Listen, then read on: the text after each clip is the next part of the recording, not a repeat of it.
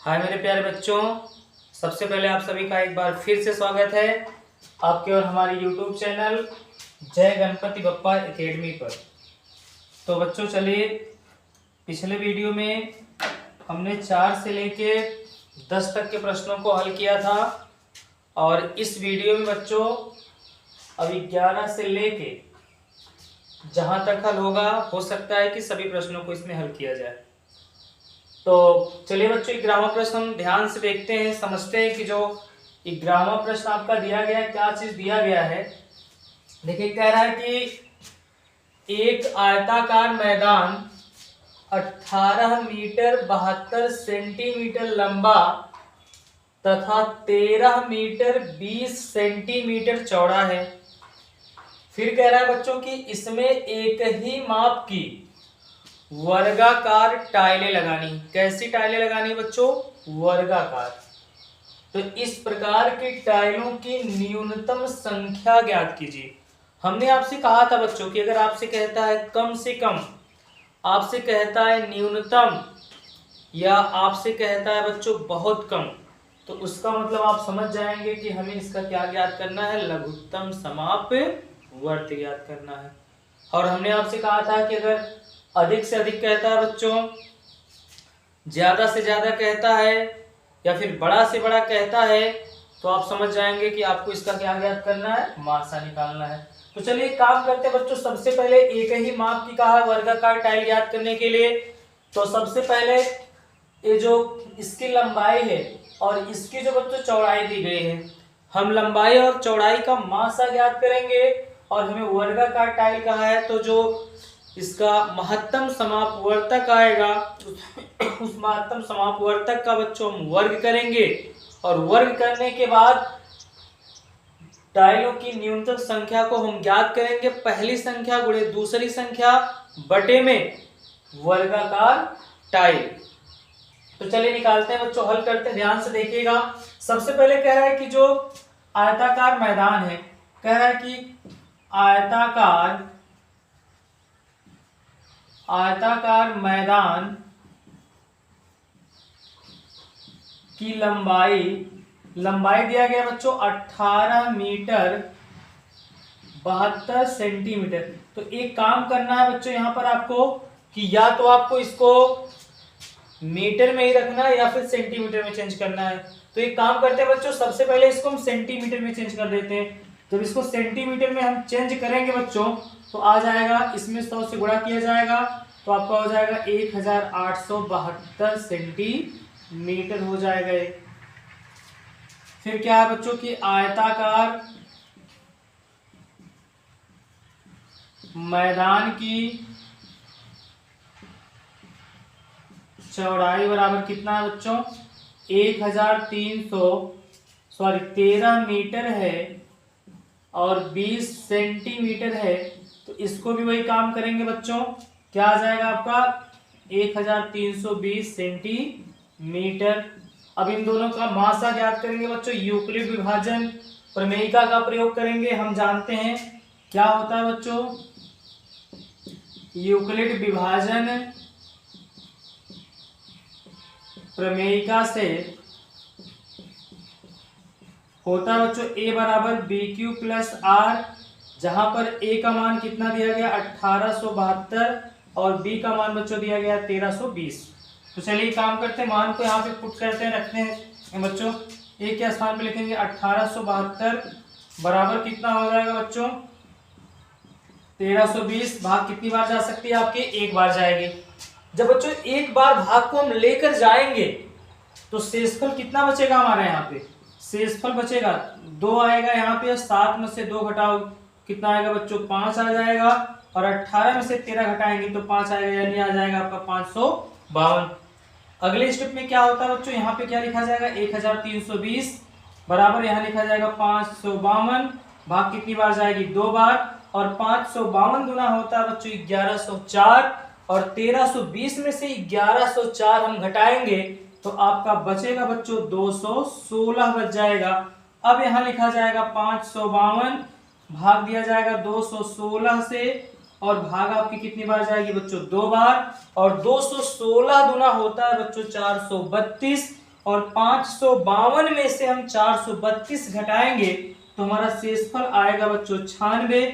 अब यहाँ हम लिख देंगे 96, सॉरी यहाँ पे बच्चों लिख देंगे 216, भाग कितने से देंगे 96 से। और जब 96 से हम भाग देते हैं बच्चों तो जो हमारी भाग होगी वो कितनी बार जाएगी, अगर हम 96 से 216 में भाग करते हैं बच्चों तो 9 त्रिक होता है 27, यानी कि 270 हो जाएगा। 3 बार नहीं जाएगी, भाग आपकी जाएगी बच्चों 2 बार जाएगी। जब 2 बार ले जाएंगे तो आएगा आपका 190 दूना 180, 6 दूना 12, 192 आएगा। और 216 में से हम 192 घटाएंगे तो शेषफल बच जाएगा आपका 24। अब यहाँ लिखा जाएगा 96, यहाँ हो जाएगा 24, और 24 चौका होता है 96 और शेषफल आ गया 0। तो जो मासा आ गया बच्चों कितना आ गया हमारा 24 आ गया।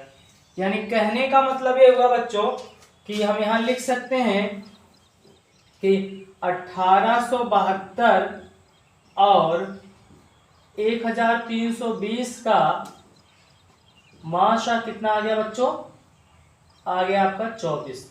अब उसने कहा है कि एक ही माप की टाइल लगवानी है, एक ही माप की जो टाइल लगेगी उस टाइल की जो लंबाई होगी, वर्गाकार टाइल कहा है, इसका मतलब उस टाइल की जो लंबाई होगी और उस टाइल की जो चौड़ाई होगी वो आपस में क्या होगी, बराबर होगी।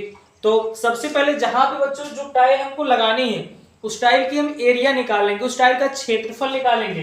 तो हम जानते हैं कि वर्ग का क्षेत्रफल क्या होता है बच्चों, टाइल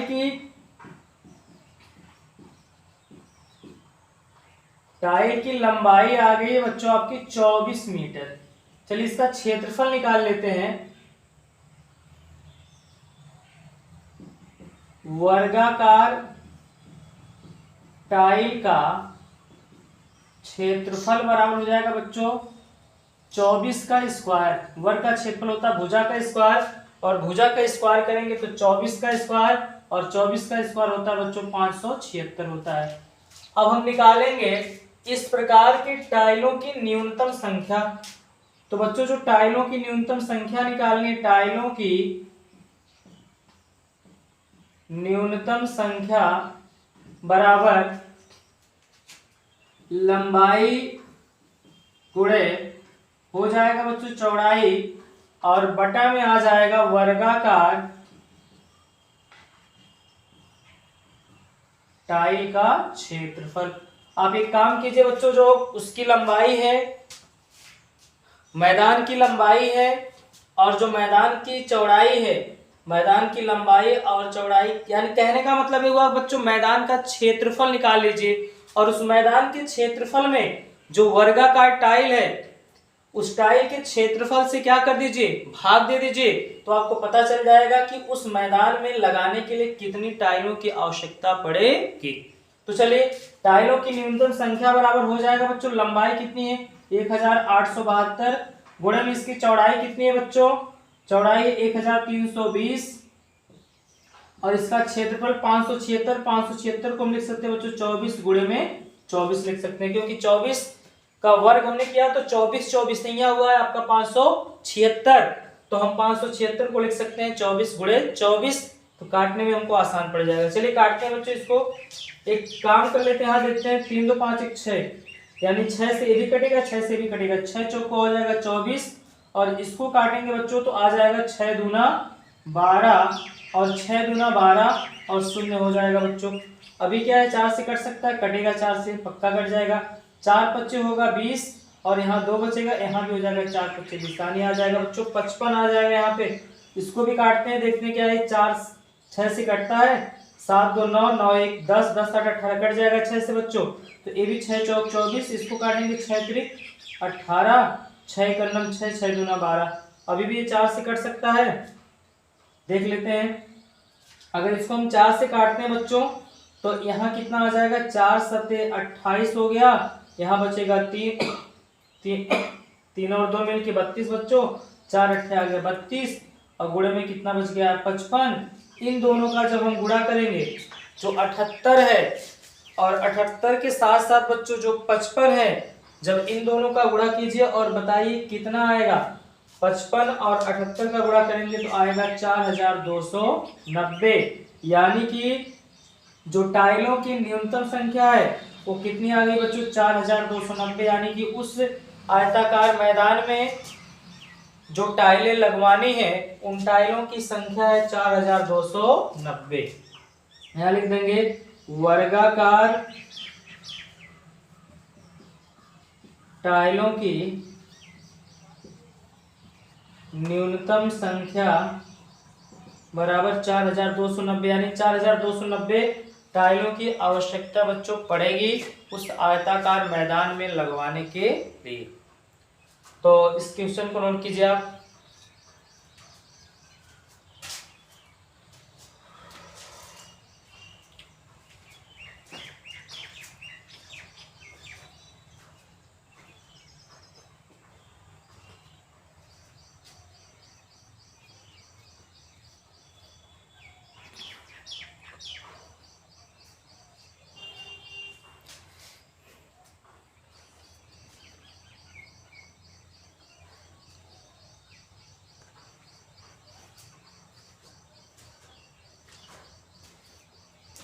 तो चलिए बच्चों रफ कर दें।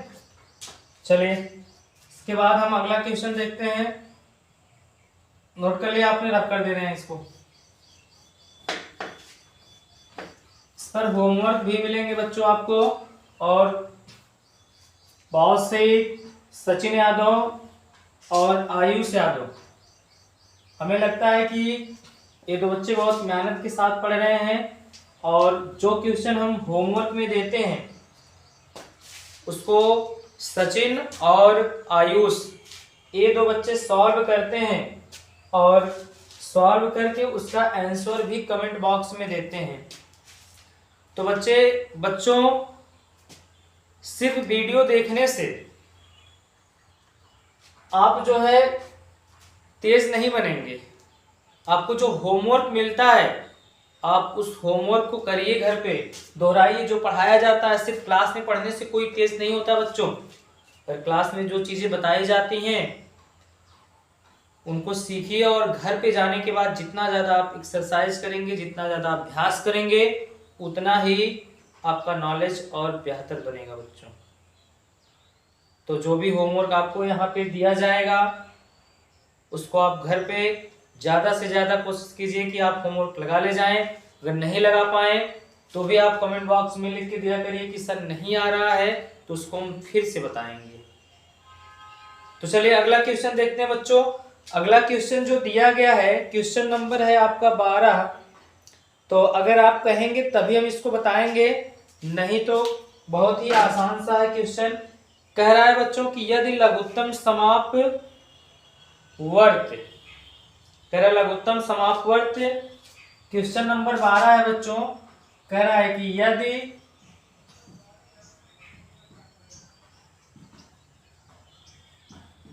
लघुत्तम समापवर्त किसका किसका दिया गया बच्चों? दिया गया आपको 7799 का, 7799 का लघुत्तम समापवर्त दिया गया बच्चों। 693 है, 693 है। तो मासा, तो महत्तम समापवर्तक 7799 का ज्ञात कीजिए। बहुत ही इजी प्रश्न है बच्चों। देखिए ध्यान से देखिए, एक फार्मूला हमने आपको बताया था बच्चों, एक सूत्र बताया था कि पहली संख्या गुणे दूसरी संख्या बराबर होता है बच्चों लासा गुणे मासा। यहाँ देखिए पहली संख्या का मान बच्चों दिया गया 77 और दूसरी संख्या का मान दिया गया 99। इसके कहने का मतलब है कि यदि 77 और 99 का लघुत्तम समापवर्त दिया गया है 693, तो बताइए कि 77 और 99 का महत्तम समापवर्तक कितना होगा। तो जो फार्मूला हमने आपको बताया था बच्चों उसी फार्मूले का यूज कीजिए, उसी फार्मूले का प्रयोग कीजिए, फटाफट आपका आंसर आपके सामने आ जाएगा। तो क्या बताया था? अगर हमें महत्तम समापवर्तक का मान ज्ञात करना है बच्चों, तो हमने आपको बताया था कि मासा बराबर क्या होता है बच्चों? पहली संख्या होता है और गुणे में क्या होता है, दूसरी संख्या होता है बच्चों, बटे में क्या होता है, लाशा होता है, यानी कि लघुत्तम समाप्त वर्त होता है। तो चलिए माशा बराबर क्या आ जाएगा बच्चों, आपका पहली संख्या का मान कितना है, 77 है, गुणे दूसरी संख्या का मान कितना है, 99 है, बटे में लघुत्तम समापवर्त का मान 693 है। चलिए जब इनका लघुत्तम समापवर्त इतना आया है और इस 77 है बच्चों, 77 हम जानते हैं 11 से कटेगा और 99 भी 11 से कटेगा, तो जो इनका लघुत्तम समापवर्त है वो भी 11 से कटेगा, क्योंकि इन्हीं दोनों संख्याओं का लघुत्तम समापवर्त 693 है। चलिए काटते हैं, 11 सत्ते हो जाएगा 77, यहाँ 11 से काटेंगे बच्चों, 11 छक्का होता है 66, बचा 3, 3 और 3 मिलके हो गया 33, तो 11 तिया हो जाएगा 33, यहाँ 7 से काटेंगे आ जाएगा 7 नवा 63 और 9 से काटेंगे तो 11 नवा होता है 99 बच्चों। तो जो मासा का मान आ गया बता दीजिए कितना आ गया, 11 आ गया, और यही इसका बच्चों हो जाएगा राइट आंसर। तो बताइए देखिए कितना आसान सा क्वेश्चन है। कहा है कि यदि 77 और 99 का लघुत्तम समापवर्त दिया गया 693, तो इनका महत्तम समापवर्तक ज्ञात कीजिए। तो महत्तम समापवर्तक आ गया 11। कहने का मतलब बच्चों 11 एक ऐसी संख्या है जो 77 को भी विभाजित करेगी और जो 99 को भी विभाजित करेगी, और 77 और 99 में उभयनिष्ठ, इन दोनों का जो उभयनिष्ठ गुणनखंड है वो कितना है, 11 है। और लासा यानी 693 इसका लघुत्तम समापवर्त है, यानी कहने का मतलब जो 77 और जो 99 है ये दोनों 693 को विभाजित करेंगे। तो नोट कीजिए और इसके बाद रफ करते हैं, अगला क्वेश्चन देखते हैं बच्चों। अगर इस पर क्वेश्चन मिलेगा तो वो आपका होमवर्क बनेगा और उसको आपको घर से करके लाना है। तो जो इसके बाद 13वां क्वेश्चन है बच्चों आपका होमवर्क है, उसको आपको घर से करके लाना है। तो चलिए होमवर्क लिख देते हैं, लिखिए यदि संख्याओं, नोट कीजिए बच्चों, यदि संख्याओं, लिखवा दें बच्चों की बोल दें, आप लोग बताते नहीं, कमेंट बॉक्स में आप लोग लिख के दिया करिए कि सर क्वेश्चन बोल दीजिएगा, या फिर आप कहा करिए कि सर क्वेश्चन आप लिख दीजिए। तो चलिए हम लिख ही देते हैं, अच्छा रहेगा बच्चों। कह रहा है कि यदि संख्याओं 150, क्वेश्चन नंबर है बच्चों 13, कह रहा है कि यदि संख्याओं 150 और 100 का माशा 50 है, तो इनका लाशा ज्ञात कीजिए। तो इनका लाशा ज्ञात कीजिए। चलिए बहुत इजी, हमें याद है बच्चों, शायद ये क्वेश्चन हमने करवाया था आपको। चलिए चाहे करवाया हो या नहीं करवाया हो, लेकिन तब भी आपका होमवर्क है बच्चों, इसको आप करेंगे। ये बहुत इजी क्वेश्चन, जैसे हमने अभी इसके पीछे वाला क्वेश्चन बताया सेम उसी तरीके से लगेगा ये आपका। तो चलिए नोट कर लिया बच्चों, रब कर दे रहे हैं। अगला क्वेश्चन देखिए, क्वेश्चन नंबर 14। चलिए क्वेश्चन नंबर 14 लिखिए बच्चों। अगर ये भी आसान रहेगा तो इसको भी छोड़ेंगे, इसको भी आपको करके लाना होगा, होमवर्क में करना होगा, और जो इसका आंसर होता है उसके आंसर को आपको कमेंट बॉक्स में देना होगा बच्चों। आपको कमेंट बॉक्स में दिखाना होगा, तब भी हम समझ पाएंगे कि आपका आंसर सही है। अगर हमने आपके कमेंट को लाइक कर दिया तो समझ जाएंगे बच्चों कि आपका आंसर सही है, अगर हमने कमेंट को लाइक नहीं किया तो समझ जाएंगे कि आपका आंसर गलत है। तो चलिए, तो क्या क्वेश्चन है, कह रहा है संख्याओं 92 और 510, क्वेश्चन नंबर बच्चों 14, इसमें कह रहा है कि संख्याओं 92 और 510 का लाशा ज्ञात कीजिए। बहुत सही, का लाशा ज्ञात कीजिए। संख्याओं 92 और 510 का लघुत्तम समापवर्त ज्ञात कीजिए। फिर कह रहा है बच्चों लाशा का उपयोग करके, तो आप समझ गए होंगे क्या चीज ज्ञात करना है। लाशा का उपयोग करके माशा ज्ञात कीजिए। कह रहा है कि संख्याओं 92 और 510 का लघुत्तम समापवर्त ज्ञात कीजिए, और जो इनका लघुत्तम समापवर्त आता है बच्चों उसी का उपयोग करके इनका महत्तम समापवर्तक भी ज्ञात कीजिए। तो बताइए ज्ञात कर सकते हैं कि नहीं। आप सबसे पहले अभाज्य गुणनखंड विधि का प्रयोग कर दीजिए, और अभाज्य गुणनखंड विधि के प्रयोग से इनका लासा निकाल लीजिए, और जो इनका लासा आएगा फिर वही फार्मूला लगा दीजिए, मासा बराबर पहली संख्या गुणे दूसरी संख्या बटे में लासा। तो इस क्वेश्चन को भी बच्चों हम होमवर्क आपका बना दे रहे हैं, इसको भी आपको घर से करना होगा, और इसका जो आंसर होगा उसको कमेंट बॉक्स में आपको देना होगा। आप कमेंट बॉक्स में जब भी इसका आंसर लिखेंगे आप क्वेश्चन नंबर जरूर डालेंगे कि इस क्वेश्चन का आंसर है। अगर हमने आपके आंसर को लाइक कर दिया तो समझ जाएंगे कि आपका आंसर सही है बच्चों। तो चलिए, और जो बच्चे कमेंट बॉक्स में होमवर्क करके आंसर देंगे उनका नाम हम वीडियो में जरूर लेंगे कि उन बच्चों ने अच्छा परफॉर्मेंस दिया है। तो चलिए इसके बाद बच्चों अगला क्वेश्चन देखते हैं, क्वेश्चन नंबर 15। ये भी बहुत ही आसान है। कह रहा है यदि मासा 253 440 बराबर 11 है। क्वेश्चन नंबर 15 इसको बताएंगे बच्चों। 15वें क्वेश्चन को हम बताएंगे। क्वेश्चन नंबर 15 है, इसमें कह रहा है कि यदि महत्तम समापवर्तक यानी कि यदि माशा 253 440 बराबर 11 तथा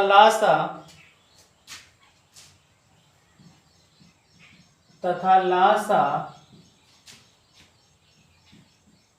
253 440 बराबर 253 गुणे आर है।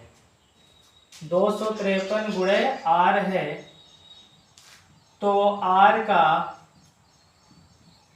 का मान ज्ञात कीजिए। चलिए, कहने का मतलब बच्चों ये हुआ, इसने कहा है कि यदि 253 और 440 का महत्तम समापवर्तक 11 दिया गया है, तो कह रहा है बच्चों कि 253 और 440 के हम लघुत्तम समापवर्त को इस प्रकार से लिख सकते हैं, 253 गुणे आर के रूप में लिख सकते हैं। तो आप आर का मान ज्ञात कीजिए कि आर का मान कितना होगा। तो एक काम करते हैं, सबसे पहले बच्चों हम फिर उसी फार्मूले का प्रयोग करते हैं, लघुत्तम समापवर्त बराबर पहली संख्या गुणे दूसरी संख्या बटे मासा करके हम लासा का मान निकालेंगे, और जो लासा का मान आएगा उस लासा के मान को हम इसके स्थान पे रख देंगे, इन संख्याओं के लासा के स्थान पे, तो आर का मान बच्चों हमको मिल जाएगा। तो चलिए फिर देख लेते हैं, पहली संख्या का मान कितना दिया गया बच्चों, 253 दिया गया है। जो पहली संख्या है उसका मान 253 है, दूसरी संख्या का मान है 440। तो हम फिर लिख देंगे यहाँ पे लासा बराबर, डायरेक्ट बता रहे हैं बच्चों, क्या होता है आपका पहली संख्या गुणे में होता है बच्चों दूसरी संख्या, और बटे में आपका होता है मासा यानी महत्तम समापवर्तक। तो लासा बराबर हो गया है बच्चों आपका 253 पहली संख्या गुणे दूसरी संख्या की जगह 440 बटे में मासा के स्थान पे 11 काट देंगे, 11 चौका 44 होता है। तो लासा का मान आ गया है बच्चों आपका 253 गुणे में 40। और कह रहा है कि जो लासा है, इसका जो लासा है उसको इसके रूप में लिखा जाता है, तो लासा के स्थान पे हम लिख देंगे 253 गुणे आर बराबर 253 गुणे हो जाएगा 40। तो आर बराबर बच्चों क्या हो जाएगा, इसका पक्षांतर उस तरफ कर देंगे तो 253 गुणे 40, और ये इधर गुणा होगा, पक्षांतर करेंगे तो क्या होगा बच्चों, भाग हो जाएगा 253 से 253 गायब हो जाएगा बच्चों। तो आर का मान कितना आ जाएगा, 40 आएगा, और ये इस क्वेश्चन का राइट आंसर हो जाएगा। आर का मान आ गया बच्चों 40।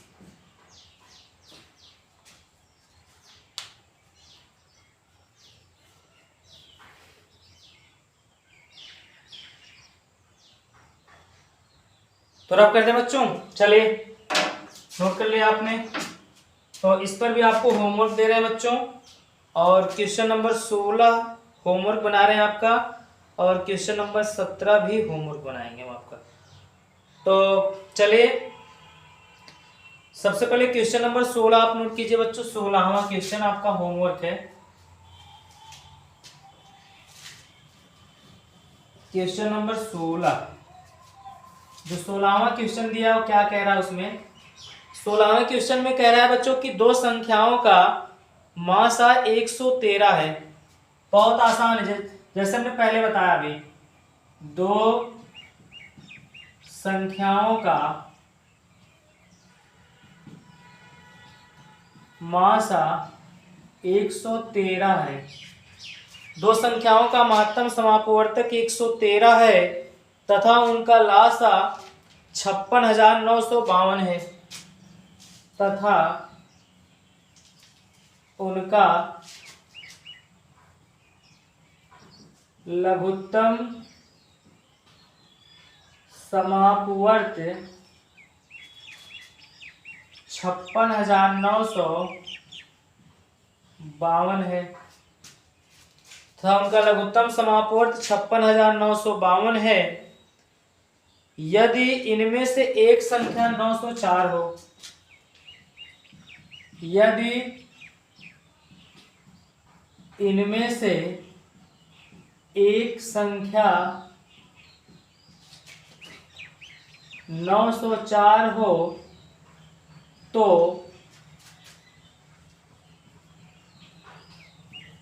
दूसरी संख्या ज्ञात कीजिए। तो कह रहा है बच्चों दूसरी संख्या ज्ञात कीजिए। ए भी आपका HW है, होमवर्क है बच्चों। वही सेम कंडीशन, महत्तम समापवर्तक 113 दिया गया है और लघुत्तम समापवर्त दिया गया है 56,952। तो हमसे कह रहा है कि इनमें से एक संख्या यानी पहली संख्या का मान दिया गया 904। तो हमसे कह रहा है बच्चों कि आप दूसरी संख्या, वही सेम फार्मूला लगाएंगे कि दूसरी संख्या बराबर होता है मासा गुणे लासा बटे में पहली संख्या। तो मासा 113 और लासा है 56,952। इन दोनों का बच्चों आपस में गुणा कीजिए और जो इनमें से एक संख्या 904 है उस 904 से इसमें भाग दीजिए तो जो दूसरी संख्या का मान आपको मिल जाएगा। तो इसको भी आप लगाएंगे बच्चों। इसके बाद 17वां क्वेश्चन हम नोट करवा रहे हैं आपको, और 17वां क्वेश्चन दिया गया बच्चों कि यदि संख्याओं 12 और 42 के लासा को, 15वें की तरह है बच्चों ये आपका, करें यदि संख्याओं 12 और 42 के लासा को 10m+4 के रूप में व्यक्त किया जा सकता है। 10m+4 के रूप में व्यक्त किया जा सकता है तो m का मान ज्ञात कीजिए। तो बच्चों कह रहा है कि m का मान ज्ञात कीजिए। कह रहा है यदि संख्याओं 12 और 42 के लासा को, तो अब लासा को कहा है तो 12 और 42 का लासा ज्ञात कर लीजिए। तो 12 और 42 का जो लासा आएगा उस लासा के मान को हम किसके रूप में लिख सकते हैं, 10m+4 के रूप में लिख सकते हैं। इन दोनों का लघुत्तम समापवर्त निकालेंगे बच्चों। जो लघुत्तम समापवर्त आएगा उसको हम लिख देंगे बराबर 10m+4 और वहां से m का मान हमको मिल जाएगा। जैसे अभी हमने बताया था एक क्वेश्चन, उसी तरीके से सेम आप इसको भी लगा लेंगे। और ये भी आपका होमवर्क है बच्चों। जितना भी होमवर्क आप करेंगे और उन होमवर्कों को आप नंबरिंग करके आप भेजिएगा कि सर इसका आंसर है, इसका आंसर है, तो हम समझ जाएंगे। और जिनका आंसर सही होगा उनके कमेंट को हम लाइक कर देंगे तो वो समझ जाएंगे कि हमारा आंसर सही है। तो इसके बाद बच्चों हम अगला क्वेश्चन देखते हैं, क्वेश्चन नंबर 18। तो 18वां बता दें, चलिए बताते हैं बच्चों। इसको रफ कर दें। चलिए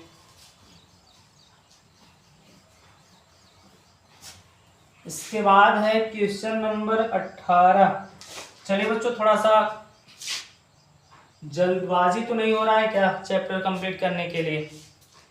अगर थोड़ा सा तेज पढ़ा रहे हो, थोड़ा सा फास्ट पढ़ा रहे हो, तो भी बच्चों आप कमेंट बॉक्स में लिख के देंगे कि सर इस वीडियो में थोड़ा सा फास्ट पढ़ाया गया है या बातें हमको नहीं समझ में आई हैं, तो उस चीज़ को भी उसमें भी सुधार करने की कोशिश करेंगे।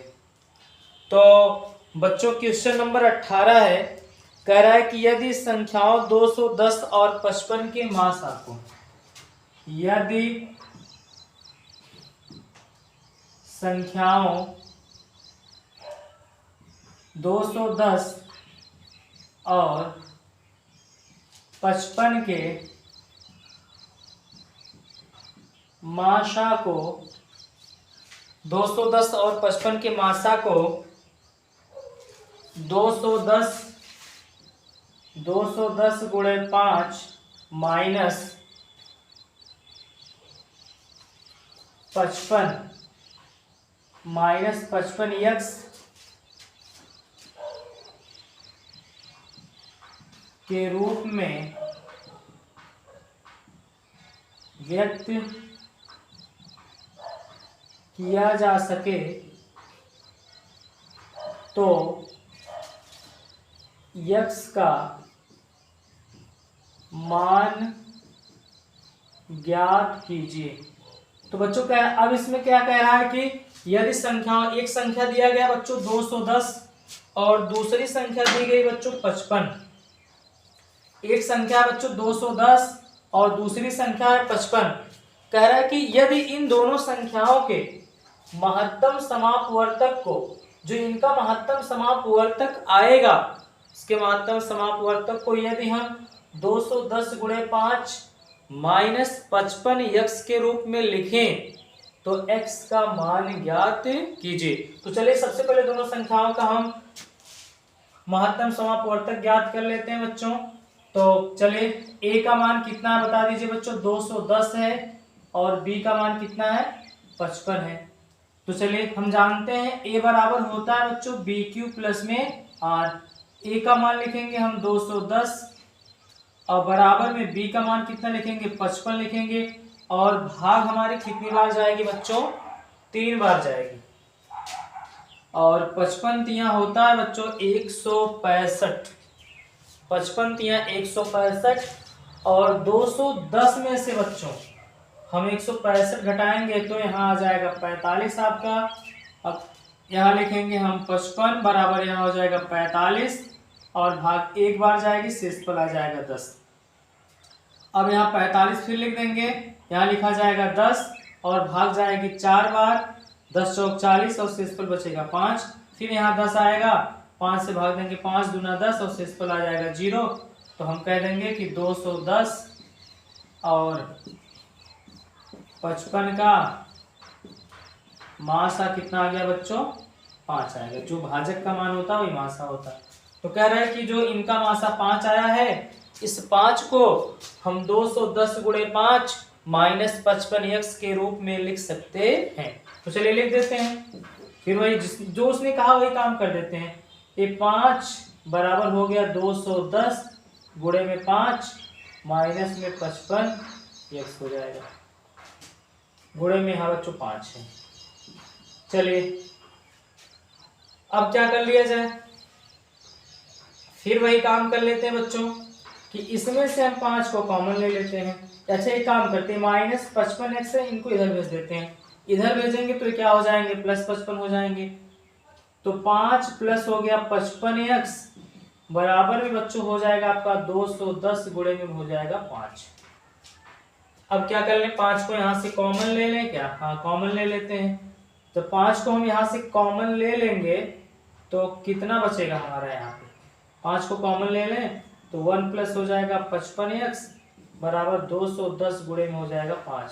5 से 5 गायब हो जाएगा, तो क्या बचेगा 1 प्लस 55x बराबर हो जाएगा आपका बच्चों 210, या प्लस 1 उधर जाएगा तो क्या हो जाएगा -1, 55x बराबर हो जाएगा 210 माइनस 1। नहीं नहीं नहीं, कहीं गलती कर रहे हैं, कहीं पे हमने बच्चों गलती कर दिया यहाँ पे।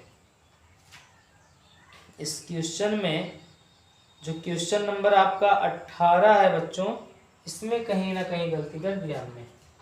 इसने कहा है कि इसके मासा को, मासा कितना है 5, 5 बराबर हो गया 210 गुणे 5 माइनस में 55x। हमने इसको इस तरफ लाया तो ये क्या हो गया, प्लस हो गया। हाँ, यहाँ से जब हमने 5 कॉमन लिया था बच्चों तो 11 बचे होता है, 55 यहाँ 11 बचेगा, बस यही गलती थी। चलिए यहाँ भी बच्चों कितना हो जाएगा, 11x हो जाएगा। यहाँ कितना बचेगा, 11x हो जाएगा। अब प्लस 1 उधर जाएगा, माइनस 1 210 में से घटेगा तो 209 बचेगा। तो 11x बराबर हो गया 209, या x बराबर हो जाएगा बच्चों 209 बटे में 11। 11 से इसको काट दीजिए तो x बराबर 11 91 में 11 बचेगा 9, 9 और 9 99, और 11 9 99 होता है। और यही बच्चों आ जाएगा x का मान, ये इसका आंसर हो जाएगा। क्या कह रहा था कि 210 और 55 के मासा को इसके रूप में लिखेंगे, तो हमने 210 और 55 का महत्तम समापवर्तक ज्ञात किया, तो इसका महत्तम समापवर्तक आ गया बच्चों 5, और इसके महत्तम समापवर्तक को हमने 210 गुणे 5 माइनस 55x के रूप में लिख दिया, तो आ गया माइनस 55x को इस तरफ किया तो प्लस हो गया, 5 हमने कॉमन ले लिया और 5 से 5 गायब हो गया बच्चों, और प्लस 1 था उधर भेजा तो माइनस 1, 209 हो गया, और 11x बराबर 209, या x बराबर आ गया बच्चों 209 बटे 11। x 11 से हमने 209 को काटा तो x का मान आ गया 19, और यही इस क्वेश्चन का आंसर हो जाएगा। तो नोट कर लीजिए बच्चों और इसको रब कर दें।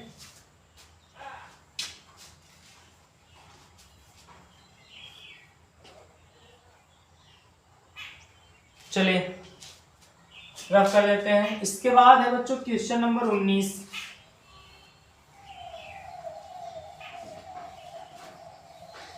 इसके बाद है आपका क्वेश्चन नंबर 19 है। अब देखते हैं 19वां क्वेश्चन क्या कह रहा है। कह रहा है कि वह न्यूनतम संख्या ज्ञात कीजिए, वह न्यूनतम संख्या ज्ञात कीजिए।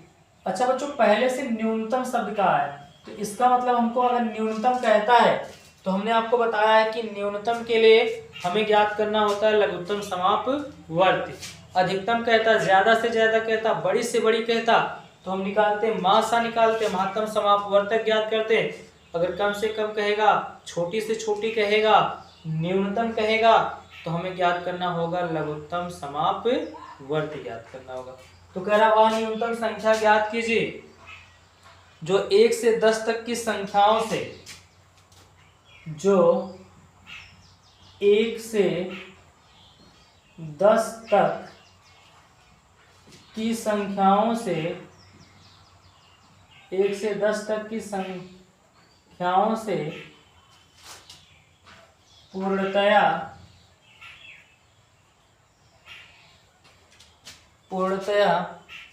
भाज्य है।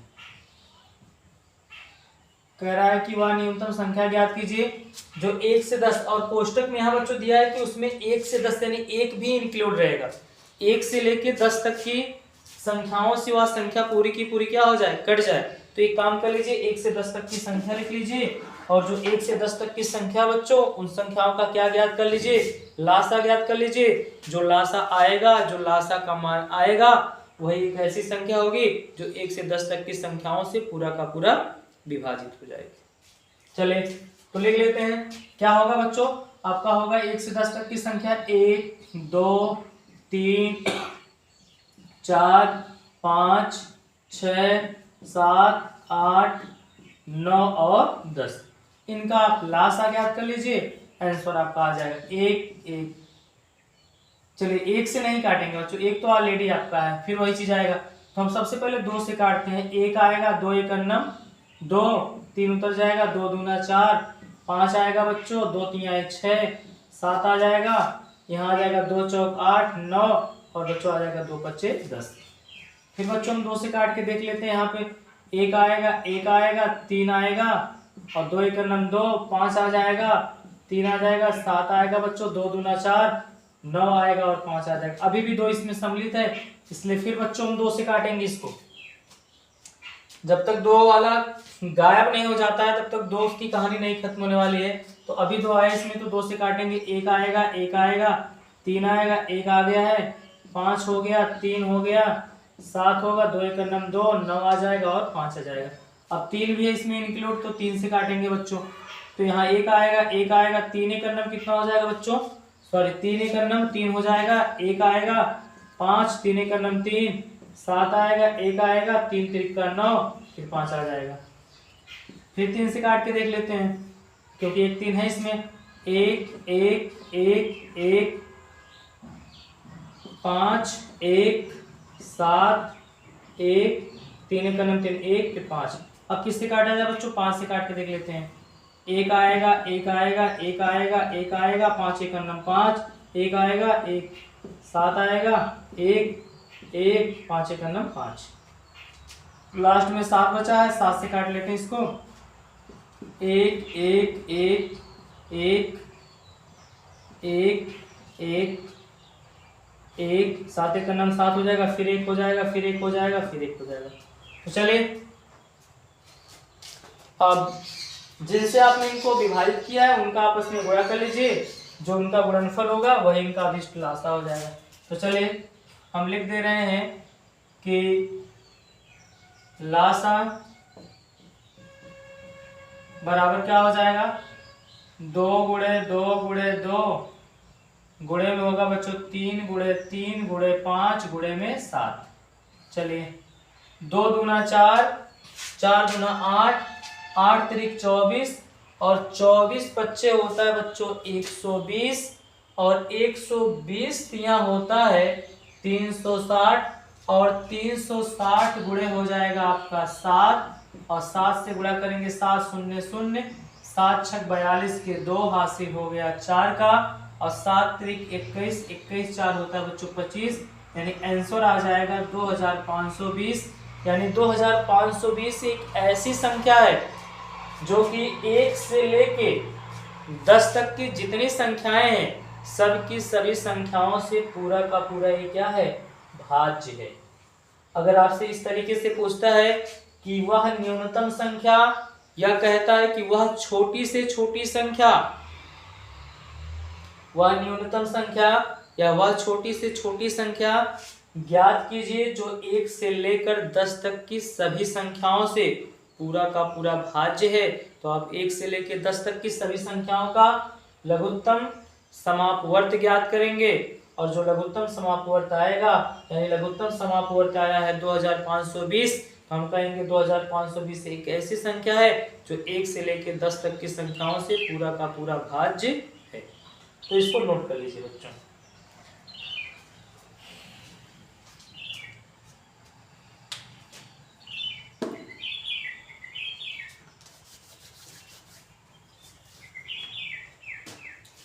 तो चलिए रब कर दे बच्चों। चलिए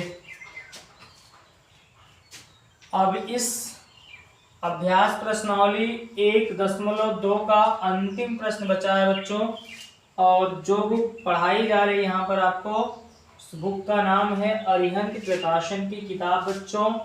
इस जय गणपति बप्पा एकेडमी पर पढ़ाई जा रही है और आगे के जो क्लासेस हैं हमने जैसा कि आपको बताया था कि फिजिक्स, केमिस्ट्री, बायोलॉजी और इंग्लिश भी आपकी चलेगी इस चैनल पर। और उसके लिए हमने बताया था कि फिजिक्स आपको प्रिंस सर पढ़ाएंगे और केमिस्ट्री पढ़ाएंगे बच्चों अवधेश सर, और बायोलॉजी पढ़ाएंगे आपको संदीप प्रजापति सर। और उसके साथ साथ इंग्लिश में 2 ऑप्शन है, एक पीके सर हैं और एक है अनिल यादव सर हैं। तो और मैथ की क्लास तो आपकी चल ही रही है बच्चों। तो ये सब कक्षाएं जो हैं आपकी बोर्ड परीक्षा के बाद चलेंगी, यानी कि लगभग 10 मार्च से ये सब कक्षाएं चलेंगी बच्चों आपकी। तो चलिए तो अंतिम क्वेश्चन इस अभ्यास प्रश्नावली का देख लिया जाए। कह रहा है कि वह बड़ी से बड़ी संख्या ज्ञात कीजिए। चलिए बड़ी से बड़ी कह दिया है। क्वेश्चन नंबर है बच्चों 20। कह रहा है कि वह बड़ी से बड़ी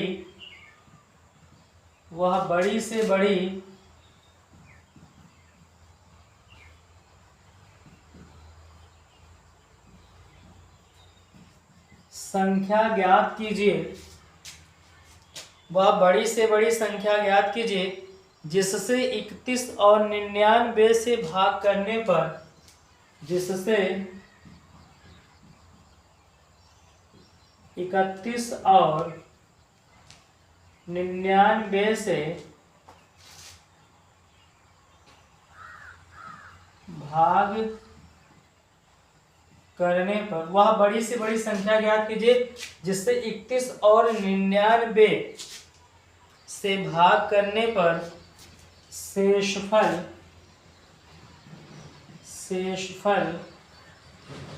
क्रमशः 5 और 8 प्राप्त हो। कह रहा है कि वह बड़ी से बड़ी संख्या ज्ञात कीजिए जिस संख्या से अगर हम 31 और 99 में भाग करते हैं तो जो उसका शेषफल होता है, कह रहा है कि अगर हम 31 में भाग करते हैं तो शेषफल कितना आता है, 5 आता है, और 99 में भाग करते हैं तो शेषफल कितना आता है, 8 आता है। और बड़ी से बड़ी कहा है तो हमने बताया बड़ी से बड़ी कहेगा तो क्या चीज ज्ञात करना होगा, उसका आपको HCF ज्ञात करना होगा, यानी कि हाईएस्ट कॉमन फैक्टर, जिसको हम कहते हैं मासा, यानी कि महत्तम समाप्त वर्तक आपको ज्ञात करना। चलिए 31 में भाग करते हैं तो शेषफल कितना बचता है, 5। तो क्या निकाल लेंगे हम, सही संख्या जो होगी इसकी निकालेंगे। 31 में से हम 5 को माइनस कर देंगे तो बच्चों कितना आएगा आपका, 26 आ जाएगा। और यहाँ 99 में से हम कितना घटाएंगे, 8 घटाएंगे तो कितना आ जाएगा आपका, 91 आएगा। चलिए तो अब जो 26 और 91 आया है तो इन दोनों संख्याओं का हम क्या ज्ञात कर लेंगे बच्चों, HCF निकालेंगे, महत्तम समापवर्तक ज्ञात करेंगे। और जो महत्तम समापवर्तक आएगा वही एक ऐसी संख्या होगी जिससे हम 31 और 99 में भाग करेंगे तो शेषफल 5 और 8 प्राप्त होगा। तो चलिए निकालते हैं इसका महत्तम समापवर्तक। हम जानते हैं A का मान लेंगे हम 91 और B का मान कितना ले लेंगे बच्चों, 26। तो हम जानते हैं A बराबर क्या होता है बच्चों, BQ प्लस R होता है। A की जगह हम 91 लिखेंगे और B की जगह कितना लिखेंगे बच्चों, 26 लिखेंगे। और भाग कितनी बार ले जाएंगे हम बच्चों, भाग आपकी जाएगी 3 बार। कितनी बार जाएगी, 3 बार। और 3 का गुणा करेंगे, 3 छक 18 के 8 और 3 दूनी 6, 6 1 7 78 हो जाएगा बच्चों। कितना आ जाएगा आपका, 78 आएगा। और हम 78 91 में से 78 घटाएंगे तो शेषफल कितना बचेगा हमारा, 13 बच जाएगा। शेषफल कितना बचेगा बच्चों, 13 बचेगा। अब यहाँ हम लिख देंगे बच्चों 26 बराबर, यहाँ कितना लिखा जाएगा 13, और 13 दूना होता है 26, शेषफल आ गया 0। तो बता दो 91 और 26 का मासा कितना आ गया बच्चों, 13 आ गया। तो हम कह सकते हैं कि वह एक ऐसी संख्या, 13 एक ऐसी संख्या है जिससे अगर हम 31 में भाग करें, इस 31 में हम 13 से क्या करें, भाग करें, 13 दूना 26, तो शेषफल कितना बच रहा है 5। और 99 में अगर हम 13 से भाग करें, 13 सतह 91 और शेषफल बचेगा 8। तो हम कह सकते हैं कि 13 एक ऐसी संख्या बच्चों जिससे 31 और 26 99 में भाग करने पर शेषफल क्रमशः 5 और 8 प्राप्त होता है। अगर इस तरीके से क्वेश्चन पूछता है कि वह बड़ी से बड़ी संख्या ज्ञात कीजिए जिससे 31 और 99 से भाग करने पर शेषफल क्रमशः कितना बचता है, शेषफल क्रमशः 5 और 8 प्राप्त होता है। बड़ी से बड़ी कहता है तो अगर 31 में भाग करने पर शेषफल 5 आए तो 31 में से बच्चों 5 घटा देना, और 99 में भाग करने पर शेषफल 8 आए तो 99 में से कितना घटा देना, 8 घटा देना। और उन दोनों संख्याओं का क्या निकाल लेना, HCF ज्ञात कर लेना। जो HCF आएगा वही इसका आंसर होगा, उसी से हम भाग करेंगे इसमें, तो शेषफल क्रमशः 5 और 8 प्राप्त होगा। तो बच्चों ये जो एक्सरसाइज जो प्रश्नावली आपकी 1.2 है, उस 1.2 आपकी यहीं पर एंड होती खत्म होगी बच्चों। अरिहंत प्रकाशन पढ़ाया जा रहा है यहाँ पे अरिहंत प्रकाशन में जो प्रश्नावली आपकी 1.2 है। आज 1.2 आपकी पूरी की पूरी क्या होगी, कंप्लीट होगी। अगले वीडियो में बच्चों हम सीखेंगे वास्तविक संख्याएं क्या चीज होती है, हमने बताया आपको, और वास्तविक संख्याओं का दशमलव प्रसार बताएंगे और परिमेय और अपरिमेय संख्याओं के बारे में भी चर्चा करेंगे हम। और उसके साथ साथ आपकी जो प्रश्नावली जो एक्सरसाइज है 1.3 1.3 उसको भी हम अगले वीडियो में स्टार्ट करेंगे। तब तक के लिए बच्चों आप लोग मेहनत से पढ़ते रहिए, लगन के साथ पढ़िए और पढ़ने के बाद उसको दोहराइए, मेहनत कीजिए, तभी आप हमारे साथ साथ चल पाएंगे। तब तक